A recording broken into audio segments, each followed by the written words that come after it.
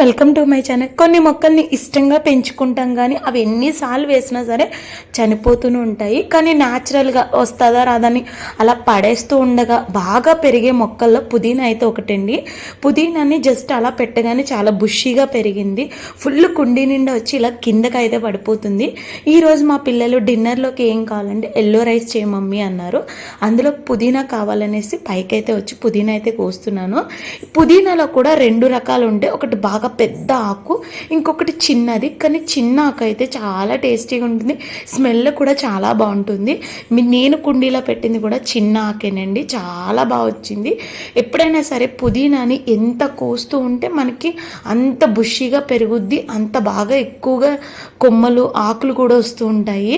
ఈరోజు అయితే పుదీనా అయితే కొంచెం అయితే తీసుకున్నాను. ఎల్లో రైస్ ఎలా చేశాను అన్నది నేను నెక్స్ట్ వీడియోలో అప్లోడ్ చేశాను. వీడియో నచ్చితే లైక్ చేయండి. Thank you.